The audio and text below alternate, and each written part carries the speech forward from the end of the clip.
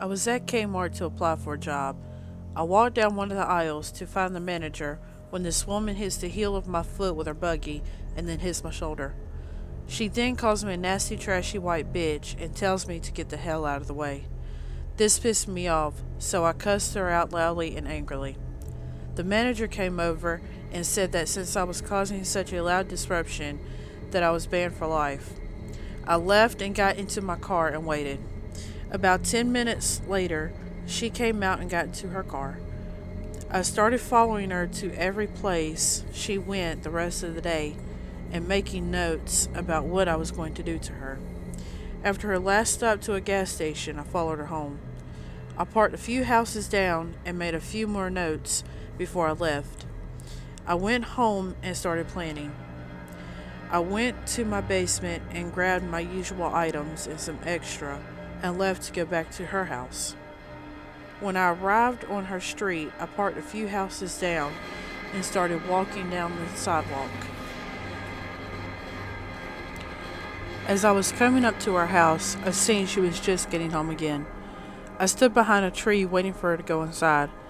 When she got inside, I walked up beside her car and seen that she left it unlocked and left her phone on the seat.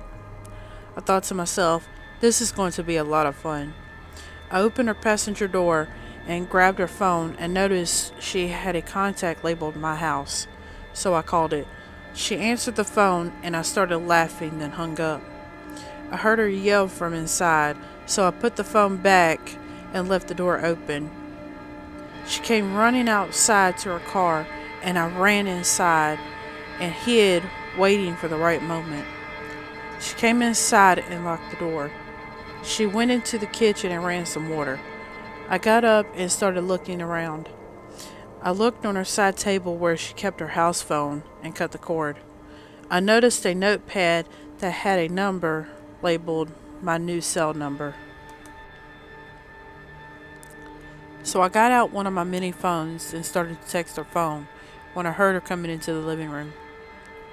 I hid behind the couch until she sat down. I slowly walked into the kitchen and texted her, "You left your stove on." I ran up the stairs. She replied and asked who I was, and then walked into the kitchen.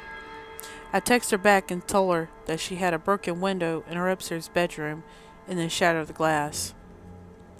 I left out of the room and hid in the hall closet.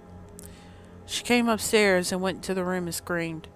I got out of the closet and went to peek into the room. She cut her foot on the glass from the broken window. She started crying and sat on the bed. I took the bag off my back and took out my mask and put it on. I walked into the room and shut the door and locked it. She screamed again and tried to run away, but there was nowhere to run. I took off my bag and set it on the bed. I started taking out some items and began to have fun. After I finally got her tied to the bed, I stuffed her mouth with some silk cloth I had. She tried to scream and break free, but no one could hear her. I took out my favorite knife and ripped her shirt open and began to draw a beautiful picture on her stomach. I smiled while she tried to scream and moved to get free.